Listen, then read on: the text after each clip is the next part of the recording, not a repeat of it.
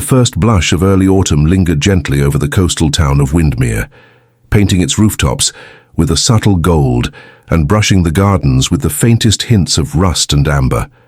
The air, tinged with the briny promise of the sea, drifted up the narrow lanes, curling past the painted shop fronts and into the quiet corners where memories like to rest. A single gull called from above, its cry echoing over the cobblestone streets, and the tide, never quite in, never fully out, breathed its steady rhythm against the harbour walls. Within this tranquil hush, the world seemed to exhale, as if holding its breath for something yet to come. Nestled at the heart of Windmere was the Sparrow's Quill, a bookshop with a faded blue awning and windows lined with trailing geraniums. Its door, adorned by a brass bell, opened each morning with a soft chime that announced the beginning of another day among stories. Inside, the air was thick with the scent of old paper and polished wood, layered with whispers of lavender from the sachets tucked between the shelves. Here, every book felt like a secret waiting to be discovered, and every visitor a character in someone else's tale. It was here that Clara Whitfield had chosen to anchor herself after years spent navigating the noisy, impersonal avenues of London. The city had promised excitement, adventure, a place where her dreams could stretch as far as the sky itself. But the cost had been a slow, aching loneliness, a sense of drifting farther and farther from the warmth she remembered. So when her father's illness called her home, she packed away her ambitions and returned to Windmere, carrying with her a collection of unsent letters, a heart bruised by disappointment, and the stubborn hope that she might still belong somewhere. Clara's days now were quiet, measured by the gentle rituals of shopkeeping, the soft brush of a duster along the spines of novels, the careful arrangement of poetry volumes in the window, the handwritten notes she tucked into favored books for customers to find. Each morning she would watch the town come alive from behind the glass, her fingers curled around a chipped mug of tea, her gaze distant. Some days she imagined herself as a character in one of her own stories, someone brave, someone certain, someone who had never let go of her dreams. But the truth was gentler and lonelier. Clara was 29, with hair the colour of burnt honey, and eyes that seemed to hold all the unsaid things she'd never managed to voice. She moved through her days with a soft-footed grace, her laughter rare but warm, her silences deep as the sea at dusk. To the townsfolk, she was polite and self-contained, a quiet presence, who listened more than she spoke, who remembered birthdays, and always saved the last loaf of rye for Mrs. Finch on Thursdays. To herself, she was a puzzle of longing and resignation, unsure if she was waiting for something to change or simply learning to live with what was. Across town, where the trees formed a golden canopy above the winding lane, another story was stirring. James Ashford stepped from the train at Windmere Station, his suitcase in hand, the chill of the morning biting at his cheeks. He paused on the platform, drawing in a breath thick with nostalgia and apprehension. 10 years had passed since he'd last walked these streets, and though so much had changed, the familiar ache in his chest told him that some things, regret, hope, the memory of a certain smile, were as persistent as ever. James was older now, his features sharper, the boyishness of youth replaced by a quiet intensity. His hair, once sun-bleached and unruly, was neatly cut, and his eyes, grey as the sea in winter, held a guarded sadness. He had left Windmere with grand intentions, determined to make a name for himself in the world beyond these cliffs and coves. For a time he had succeeded, university accolades, a promising career in design, the thrill of distant cities. But success came with its own cost, and the more he achieved, the further he felt from the boy who had once believed in endless summers and the promise of forever. It was his mother's passing that drew him home, though he'd told himself he was only visiting to settle affairs. Yet as he walked the familiar streets, the sting of absence sharpened. His mother's laughter missing from the kitchen, her garden wild and untended, the house echoing with emptiness. He found himself wandering the town in the evenings, lingering by the harbour to watch the boats sway, searching the faces in the bakery and the post office for someone who might recognize him. But Windmere moved at its own pace, and James, despite everything, felt like a stranger in the place where he'd once belonged. The name he most dreaded to hear, he had not heard at all. Clara. He wondered if she still lived here, if she ever thought of him, or if she had long ago tucked their story away on a dusty shelf like an unfinished chapter best forgotten. On a morning when the sky threatened rain and the sea mist clung to the air, their stories began to circle closer. Clara stood behind the counter of the Sparrow's Quill, arranging a display of autumn poems, her fingers lingering over a volume by Rossetti. The bell above the door chimed, and she glanced up, her heart skipping in a way she'd come to distrust. A customer, a young mother with her child, entered, and Clara smiled, guiding them to the children's section with gentle words. But as she returned to her task, she caught a glimpse of a figure pausing outside the window, his face obscured by the reflection of passing clouds. She looked away quickly, chastising herself for the flutter of nerves. It was nothing, she reasoned. Just a traveler, maybe, or someone searching for directions. Still, when the door finally opened again, she felt a prickle of awareness, an old instinct rising to the surface. The man who entered moved with careful purpose, as if each step was a negotiation with memory. He was tall, his coat dusted with the first drops of rain, his eyes sweeping the shop in a way that was both searching and uncertain. Clara's breath caught, just for a moment, just long enough for recognition to bloom and then be ruthlessly tamped down. She did not let it show. Not in the way her posture straightened, nor in the soft, measured tone she used as she greeted him. "Good morning. Let me know if I can help you find anything." James, for it was he, offered a tentative smile, his voice quieter than she remembered. "Thank you. I'm just looking." Their eyes met, briefly, achingly, and then slid away. For a minute, the only sound was the rain pattering against the glass, and the distant lull of the harbour bells. James moved to the shelves, his fingers trailing lightly over the spines, pausing at familiar titles. He sensed rather than saw Clara's watchful presence behind the counter, and felt the weight of words unsaid pressing at his throat. He wanted to speak, to bridge the years with careless laughter or a simple apology, but the right words seemed to have left him somewhere along the way. Clara busied herself with receipts and inventory, refusing to let her hands tremble. Inside, her thoughts raced. Why now? Why here? Did he remember, or was she just another face, another shopkeeper in a town full of ghosts? She told herself it did not matter, that she was no longer the girl who had waited for him at the harbour wall, believing in letters that never came. She was older now, steadier. She had learned to live with absence, to find comfort in the gentle order of her days. Yet as James lingered by the poetry section, picking up a battered edition of Yeats, she felt the old ache stir, a sense of something unfinished, of words left hanging in the space between them. "Are you looking for something in particular?" she asked, her tone even, her smile practiced. He hesitated, then shook his head. "Just something to pass the time. I've been away a long while. The town feels different." She nodded, her gaze flicking to the window. It always does after you've been gone. The silence stretched, not uncomfortable but weighted, as if both were listening for echoes only they could hear.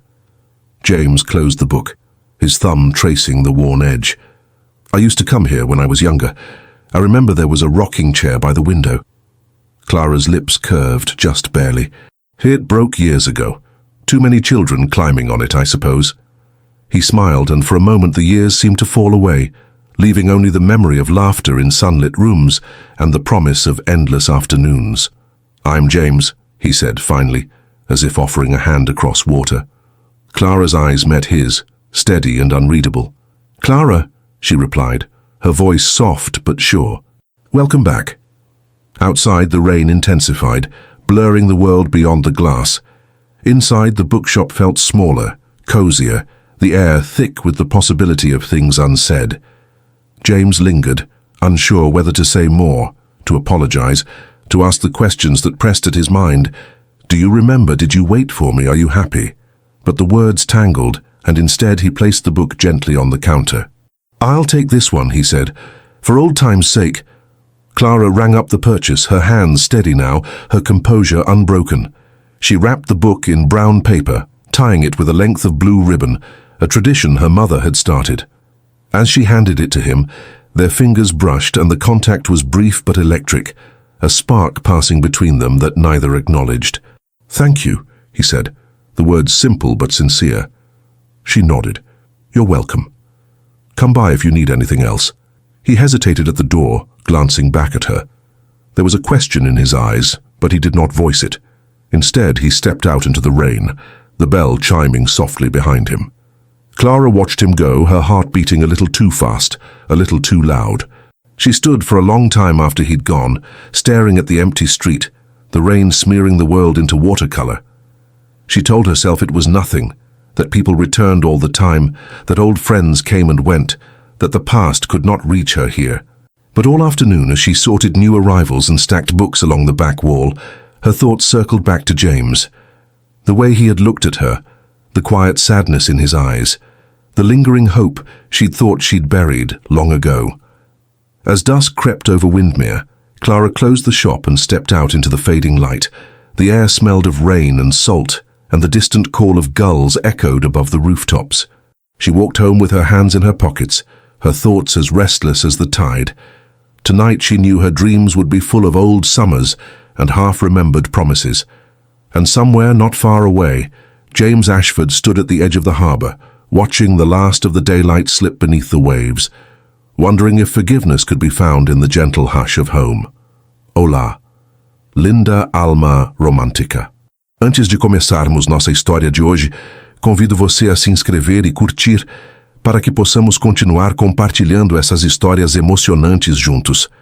E me diga nos comentários, de que canto do mundo você está ouvindo esta noite? The next morning, a gentle drizzle painted the cobblestones silver, each droplet tracing delicate rivulets along the narrow lanes of Alderby. Clara rose before dawn, her mind heavy with the echoes of the previous day. The soft, uncertain cadence of James's voice, the way his presence lingered in the corners of the bookshop long after he'd left. She brewed her morning tea in silence, the steam curling upward as if trying to rewrite the air between memory and longing. The world outside was wrapped in a hush, broken only by the creak of shutters and the distant clatter of a milk cart. Clara pressed her forehead to the cool window pane, watching the street awaken, a ribbon of golden lamplight stretching across the slick stones. In these quiet moments, her thoughts wandered backwards, to sunlit days when she and James had run barefoot along the sand, laughter tumbling between them like the tide. She remembered the secret places they'd carved out for themselves, hidden coves and dusty attics, promises whispered beneath the old oak by the stream. But those days belonged to another lifetime, and Clara had learned to bury them deep, beneath the routines and small comforts she had built for herself.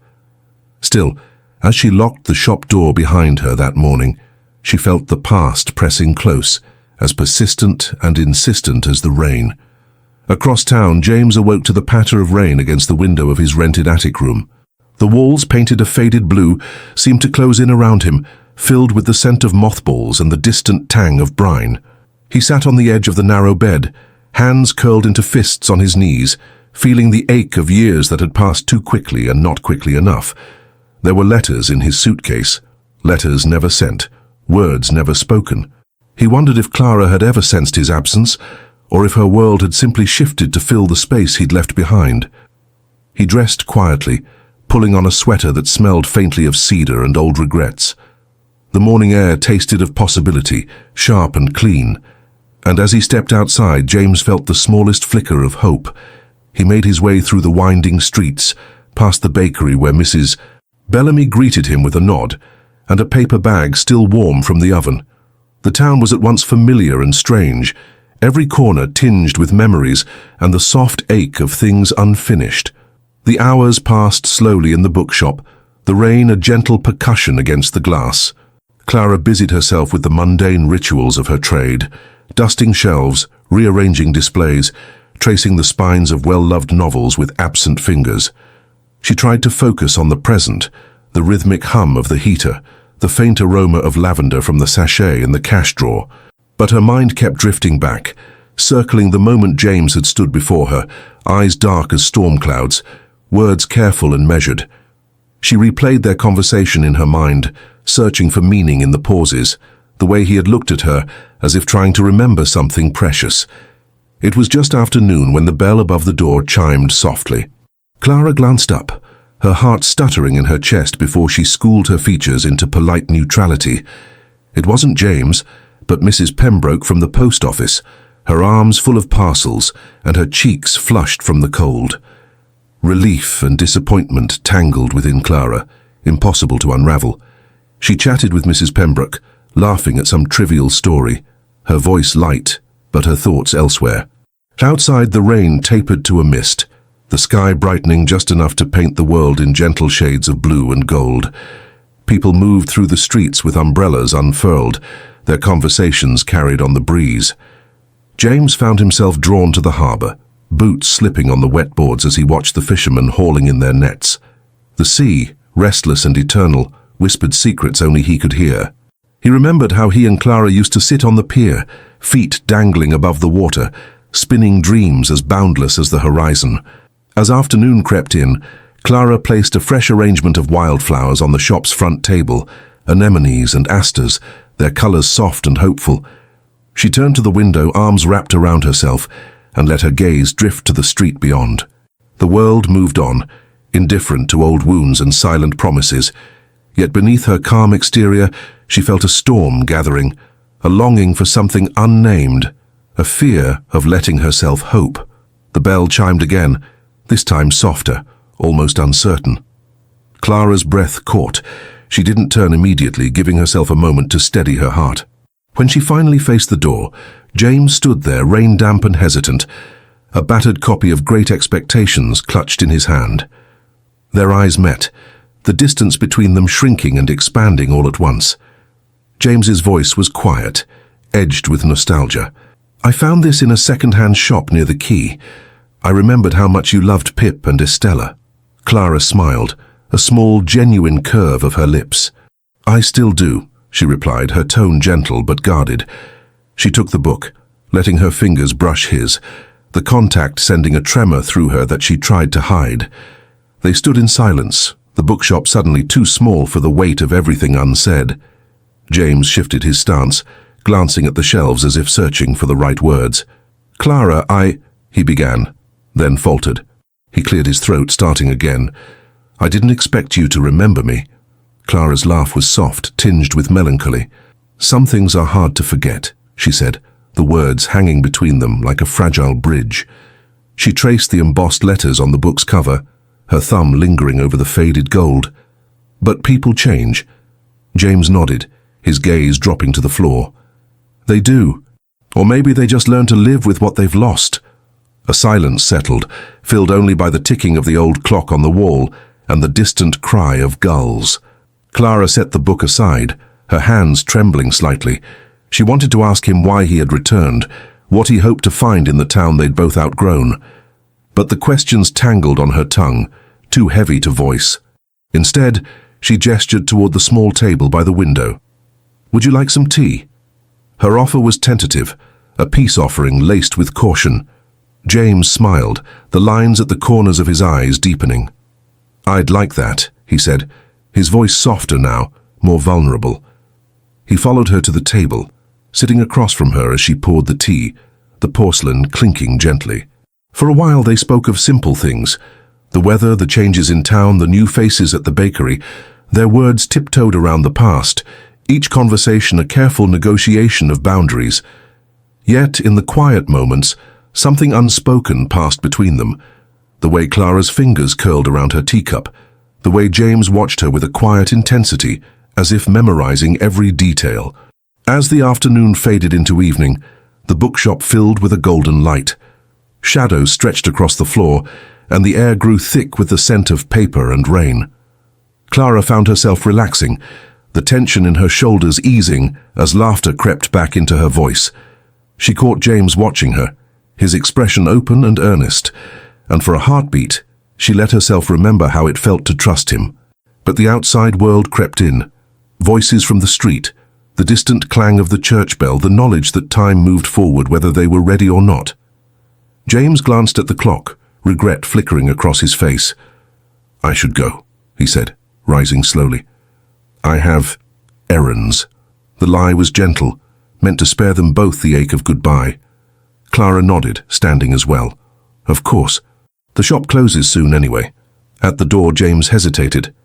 He looked at her, really looked, as if searching for a sign, a reason to stay. Clara, I'm glad you're here, he said. the words heavy with meaning. She smiled, this time letting it reach her eyes. "Me too, James." For a moment it was enough. He left, the bell tinkling softly behind him. Clara watched him go, her heart a knot of hope and fear. She pressed her hand to the glass, feeling the coolness seep into her skin, and wondered what tomorrow would bring. That night, sleep eluded her. She lay in bed, listening to the wind rattle the window, the distant hush of waves on the shore. She thought of James, of the way he'd hesitated at the door, the sadness in his eyes, the way he'd said her name as if it were a prayer. She wondered if she could forgive the past, if she could let herself believe in second chances. Elsewhere, James wandered the quiet streets, his footsteps echoing in the darkness. He stopped beneath the old oak by the stream, its branches heavy with memories. He closed his eyes, letting the pain and hope wash over him in equal measure. He knew there were things he needed to say, wounds that needed tending, but the words felt too raw, too close to breaking. As the town slept, the world seemed to hold its breath. Unspoken words drifted on the night air, mingling with the scent of salt and rain. In their separate rooms, Clara and James lay awake, hearts beating in time with the distant murmur of the sea, wondering if the morning would bring the courage to reach across the silence and begin again. The morning unfurled slowly, the world soft with mist, and the hush that lingers after a night of restless dreams.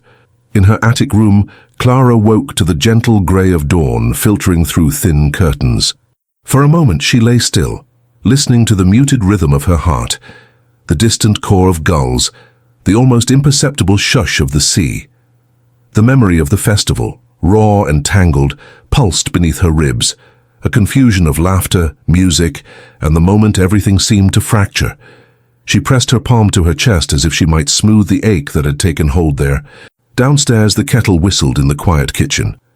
Clara moved through the motions of brewing tea, her hands precise, the familiar ritual offering a fragile sense of comfort. Steam rose in delicate spirals, carrying the scent of chamomile and hope.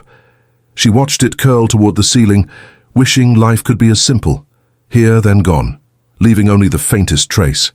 As she sipped, Clara's gaze wandered to the window where the town was just beginning to stir. The bakery across the lane glowed with warm lamplight, and she could see Mrs. Pennington arranging loaves in the front window, her movements sure and practiced. Beyond that, the harbour shimmered under the rising sun, boats bobbing in the gentle swell. Everything looked unchanged, yet Clara felt the difference inside her. A subtle shift like the turning of a tide. She thought of James, the way his eyes had searched hers, full of questions and regret, the way his voice had faltered when he spoke her name. She remembered the way she had turned away, the coolness in her own voice, the wall she had rebuilt stone by careful stone. But even now, as she tried to armor herself with reason, the memory of their closeness, their laughter, their quiet understanding, rose unbidden, softening her resolve. Across town, James lingered in the small room he had rented at the inn, the faint scent of lavender from the old linens mixing with the brine of the sea. He sat at the window, elbows resting on the sill, and watched the world below slowly come alive. His mind replayed the night before in fragments, the way Clara's eyes had flashed with hurt, the way she had withdrawn, folding into herself like a flower closing at dusk. He felt the weight of words left unsaid, of the years lost to pride and distance. He reached for a notebook on the bedside table, its pages already filled with half-finished letters and sketches of the town. With a heavy breath he began to write, not the letter he had intended for Clara, but a confession to himself. He wrote of his restlessness, the way he had chased horizons hoping to outrun his own regrets, the loneliness that had followed him from city to city. He wrote of Clara's laughter, the shape of it in the air, and how he had carried the memory of her with him, always. He paused, tapping the pen against the page. Outside, the town bell sounded the hour, its chime rolling over the rooftops like a promise. James stood, folding the letter and slipping it into his coat pocket. Today, he thought, would bring clarity, one way or another. He owed Clara honesty, even if it cost him the fragile hope that lingered in his chest. The day unfolded with the gentle, measured pace of a Sunday. Clara opened the bookshop as she always did, the bell above the door chiming a soft greeting. She busied herself with dusting shelves, rearranging displays, the tasks familiar and soothing. Yet each time the bell rang, her heart leapt, expecting, dreading, hoping it might be James. Customers drifted in and out, their voices low and contented, the air scented with old paper and the faintest trace of salt. A little girl pressed her nose to the glass, eyes wide at the rows of storybooks, and Clara smiled, kneeling to help her choose a tale about brave sailors and hidden treasure. For a while, the shop was an island of calm, the world outside receding, but the peace was fragile. As the afternoon waned and the light shifted from gold to amber, Clara felt the weight of anticipation settle more heavily. She found herself standing by the window watching the street, her fingers twisting the edge of her apron. The memory of the festival clung to her, a sharpness in her chest, a longing threaded through with fear. When the bell finally chimed and James stepped inside, the air seemed to change, charged with meaning. He paused just inside the doorway, hesitant, his silhouette outlined against the autumn light. Clara's breath caught, but she forced herself to meet his gaze, refusing to look away. "Good afternoon," she said, her voice steady, though her hands trembled just out of sight. James offered a tentative smile. "May I come in, or is the shop closed to old friends?" Clara hesitated, the words bristling in her throat. But then she nodded, gesturing to the armchair by the window. "There's always room for an old friend," she replied softly, the word friend tasting bittersweet on her tongue. He crossed the room, the silence between them thick but not unkind. For a moment, neither spoke. Clara busied herself with a stack of books, aligning their spines, her movements slow and deliberate. James watched her, searching her face for signs, resentment, forgiveness, hope.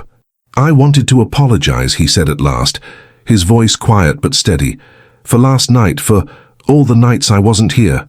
Clara's fingers stilled. She looked up, her eyes luminous in the fading light. "You don't have to—" "But I do."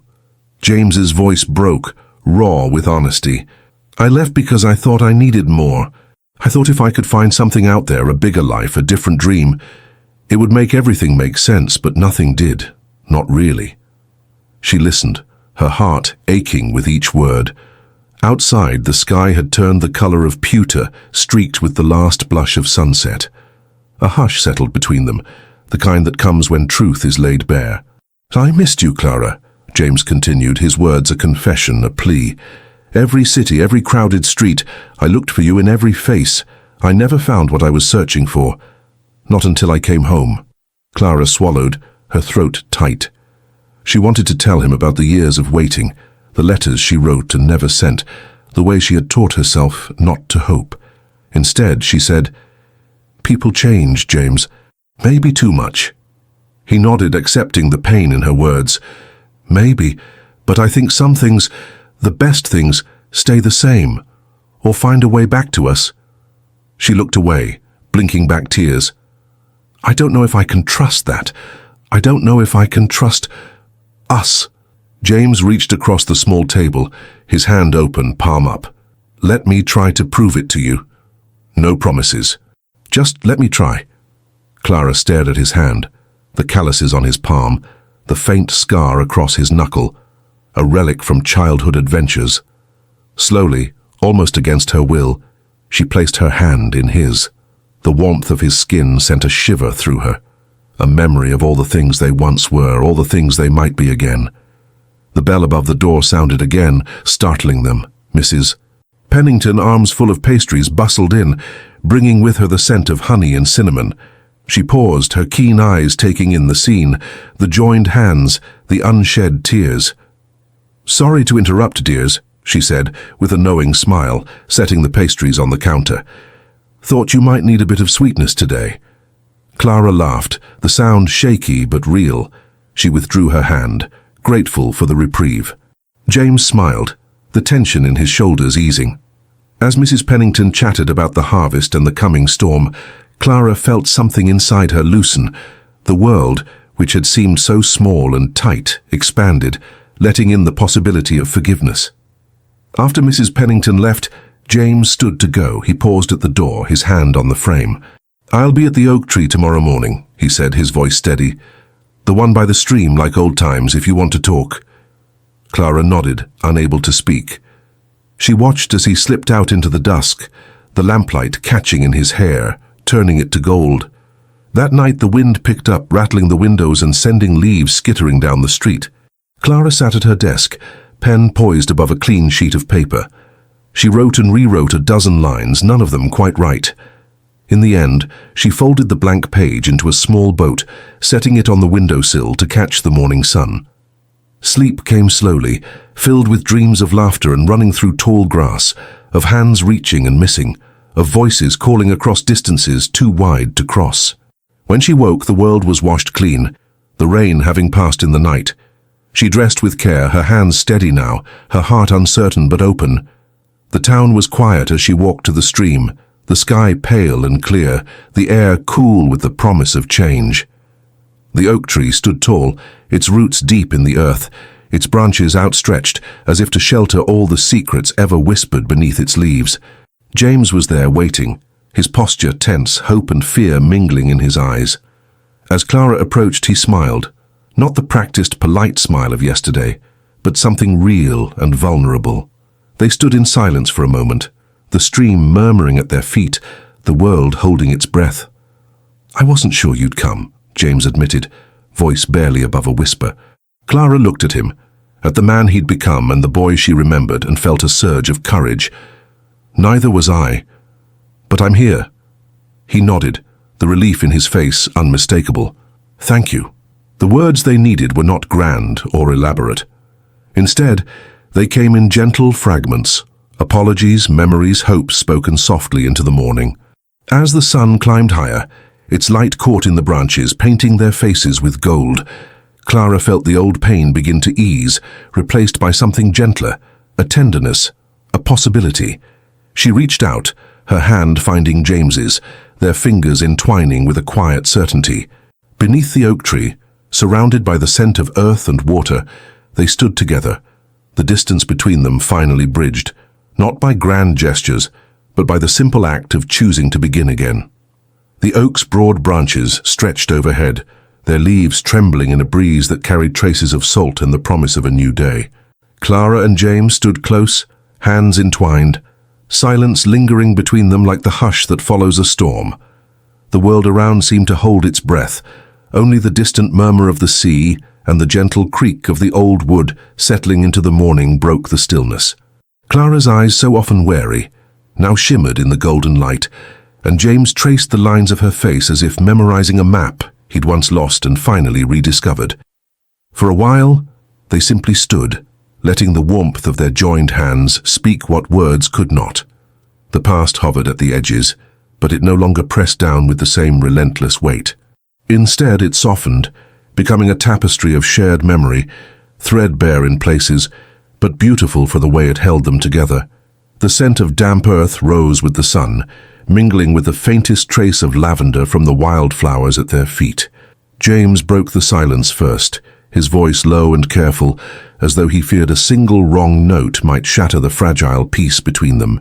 "Clara, I never stopped thinking about this place, or about you, even when I tried my best to let you go." She smiled, the expression small but genuine, her thumb brushing over his knuckles. "I used to come here sometimes, when the shop was quiet, or when the world felt too loud. I'd sit under this tree and imagine what it would be like if things had been different. If you'd stayed, or if I'd gone with you." A gust of wind ruffled her hair, carrying with it the distant sound of gulls calling over the harbor. James's gaze was tender, filled with the ache of all the years between them. "I thought leaving was the only way to become someone worth coming back to.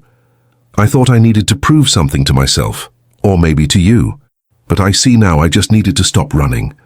Clara's eyes filled with something bright and unshed, a blend of sadness and relief. "I was angry at first, then I was just tired. I buried myself in the shop, in old stories and cups of tea, pretending not to care. But I did. I always did." He squeezed her hand, and she let herself lean into him, the contact gentle, tentative, but real. "I'm sorry, Clara. For all the words I never said, for the years I let slip away." She shook her head softly, the corners of her mouth lifting. We both made choices. Some were right, some were wrong. But we're here now. That has to mean something. The town was waking. Faint footsteps echoed on the cobblestones and the sweet smell of baking bread drifted from the nearby bakery. Somewhere a bell chimed the hour, soft, persistent. A reminder that time moved forward no matter how tightly one tried to hold on to the past. James glanced toward the stream, its waters catching the sunlight in dazzling shards. Do you remember the boats we used to make? Out of newspaper and receipts, anything we could find? Clara laughed, a sound that tumbled out of her like something both fragile and free. You always tried to see whose would float the farthest. I think you still owe me a rematch. He grinned, a boyish spark lighting his eyes. I think I do. With a gentle urgency, he knelt and rummaged through his bag, producing a crumpled page torn from a travel journal. He folded it with practiced hands, the creases neat and sure, and when he finished, he offered the paper boat to Clara. She took it, her fingers brushing his, the gesture more intimate than any embrace. Together they walked to the water's edge, shoes sinking into the dew-soaked grass. The stream gurgled, alive with the promise of elsewhere, and Clara knelt to place the little boat on its shining surface. For a moment, they watched in silence as the current caught the paper, tugging it gently downstream. The boat bobbed and spun, sometimes hesitating on an eddy before gliding onward out of sight. Clara's chest tightened, not with grief, but with something lighter. Hope, perhaps. The knowledge that some things, once set free, could find their way home again. James's hand found the small of her back, steady and reassuring. He spoke, voice rough with emotion. I can't promise I won't make mistakes, or that I'll always know the right thing to say. But I want to try, Clara. I want to be here with you, if you'll have me. The words hung in the air, vulnerable and unguarded. Clara turned, searching his face, the familiar features made new by the sincerity she found there. She saw the lines of worry, the shadows of regret, but beneath them, a gentleness that had never left him. In that moment she realized forgiveness was not a single act, but a series of small, stubborn choices, a willingness to stay open, to believe in the possibility of joy. I'd like that, she whispered, but we'll have to go slow. I'm not who I was, James, and neither are you. He smiled, relief and gratitude softening the tension in his shoulders. Slow is good. I want to know you again, all of you. They walked back toward the bookshop, steps unhurried, the town stretching awake around them. The air was bright and clean, filled with the scent of the sea and the promise of freshly brewed coffee. As they passed the bakery, Mrs. Harper waved from behind the counter, her eyes twinkling with the wisdom of someone who'd seen more than her share of love stories. Some happy, some not, but all precious in their own way. Clara unlocked the door to the shop, the bell above tinkling a familiar welcome. Inside, the world felt unchanged, and yet somehow new, the shelves lined with stories both told and waiting to be discovered. James lingered in the doorway, his gaze sweeping over the space that had been her sanctuary, her fortress, and now, perhaps, a place where healing could begin. They settled into the cozy reading nook by the window, the cushion indented from years of quiet afternoons. Clara brewed tea, the scent of bergamot rising in fragrant spirals.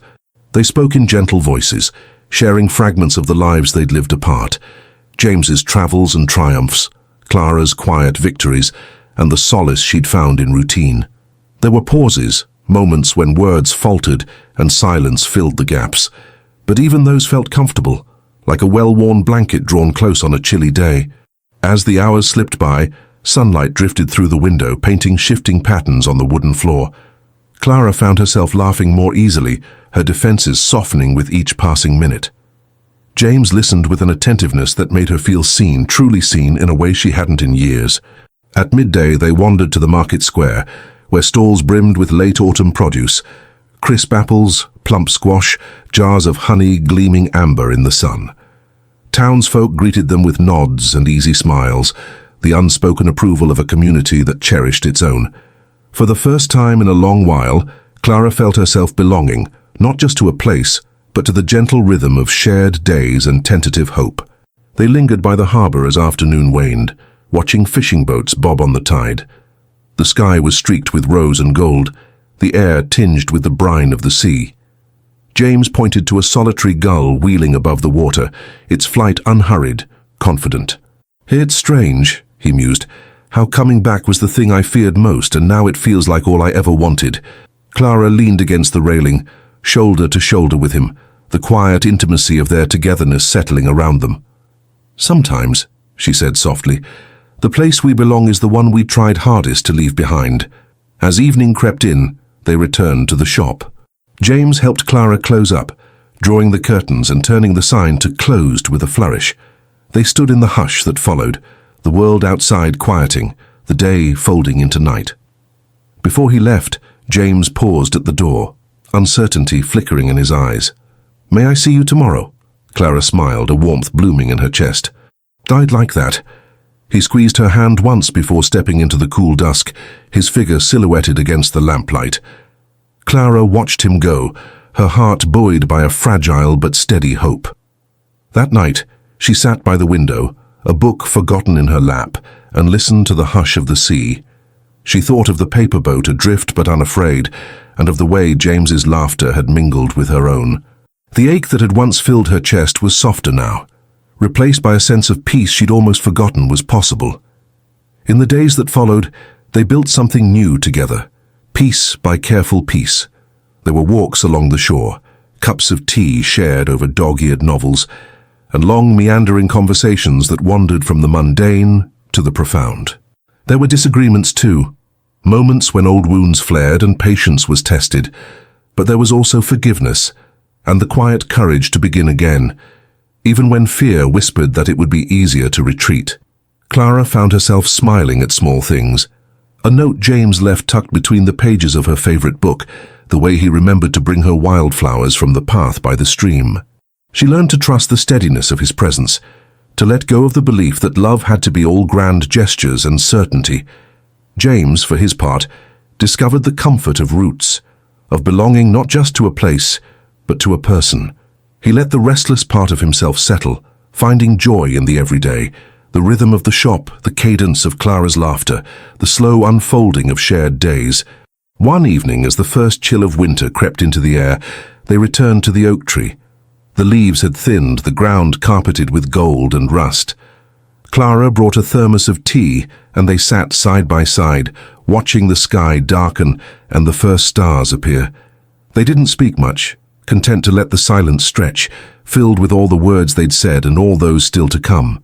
As the moon rose, James reached into his pocket and drew out another folded boat, this one made from a scrap of map. Together, they set it afloat on the stream, watching it drift away, carrying with it their fears, their regrets, and their hopes for what might be. Clara leaned her head on his shoulder, her breath warm against his neck. "Do you think it'll make it to the sea?" James smiled, his arm wrapping around her. "I think it already has." The oak tree, ancient and steadfast, stood witness as they sat together, hearts quiet but full. Around them, the town settled into dreamless sleep, the sea humming its lullaby. In the gentle darkness, Clara and James found not an ending but a beginning, a promise woven from forgiveness and the simple, stubborn choice to love, again and again, with each new day. And so, as the night deepened, their story lingered in the hush of the coastal air, a soft murmur of hope and healing, perfect perhaps for drifting gently into peaceful dreams.